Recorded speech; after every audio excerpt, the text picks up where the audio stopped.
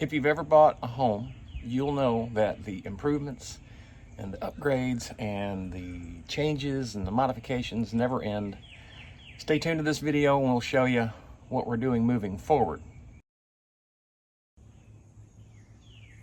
This morning my goal is to dig this small 3 foot by 4 foot space and just pour a couple inches of concrete in there solely for the purpose of accommodating this storage shed for the lawnmower.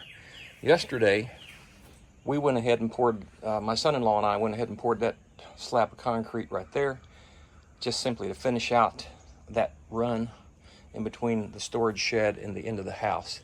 And it will accommodate the water hose, carrier, and who knows what else in that space. Those are only there for temporary. They usually go in the storage shed. Anyway, that's the goal for this morning. I've already got it dug out. I'm getting ready to mix the concrete and pour it. I am not a professional concrete fabricator, finisher, whatever you call those guys. I have only done a handful of concrete jobs in my entire life.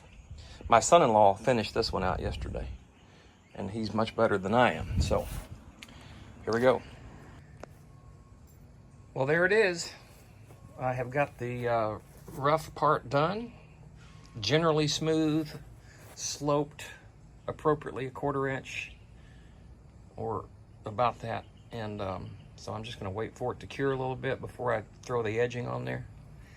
But I'm not really concerned about it being too beautiful because I'm going to set that storage shed right on top of it. But it's one of those little things that homeowners find themselves doing along the way. And there's the final product. Through the edge on there.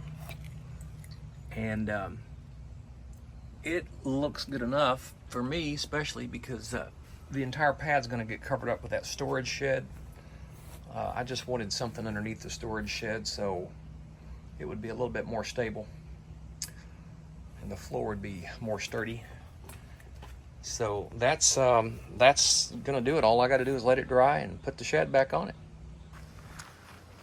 And the next project is getting the play set, the children's play set, stained. Daughter and son-in-law worked on doing that today, so it's looking a lot better. And let's go ahead and check this concrete pad out here.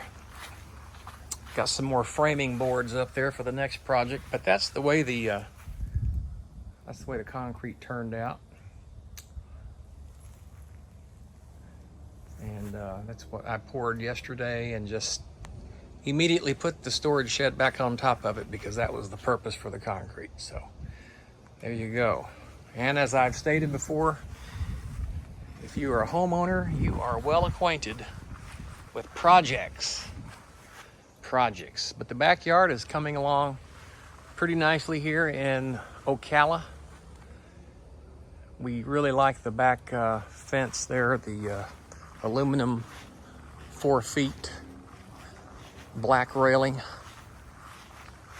because it allows us to be able to see the greenery instead of feeling like we're closed in. And the white fence that you see on the side, that is mandated by the homeowners association here in this particular subdivision.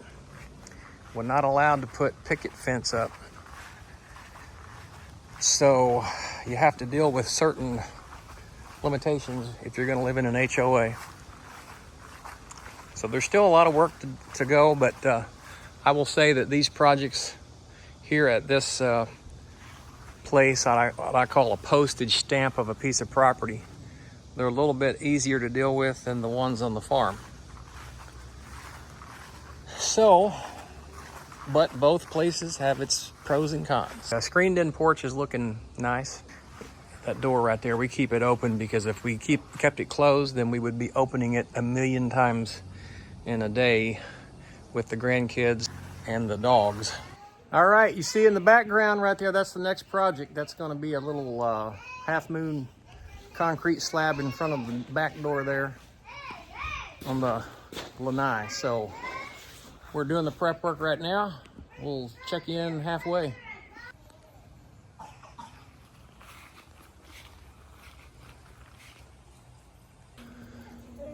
All right, son-in-law is in the framing process right there, doing a fine job.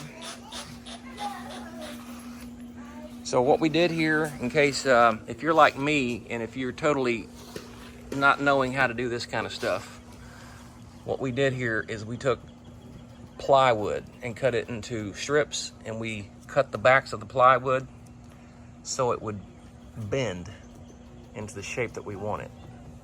That's how you get your forms if you're going to do a small pad of concrete.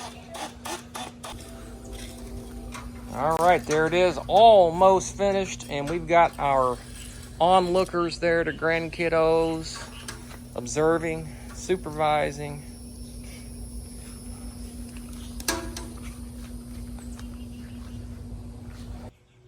And there's the final product. She's dry enough to walk on. Of course, concrete, will continue to cure. So it's got like a 1/4 to 1/2 inch slope on it, and that's going to serve us well because when we come out of the lanai, we'll be able to step onto that, or when we go into the lanai, we'll be able to wipe our feet, and that will save us from having so much grass and sand in the lanai. All right, great job by my son-in-law. And this is step one to the project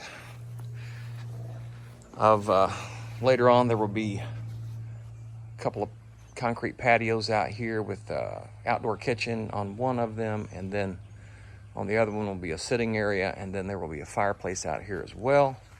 But that is a little in the future. We don't have the exact plans on it yet, so we're still in the planning process.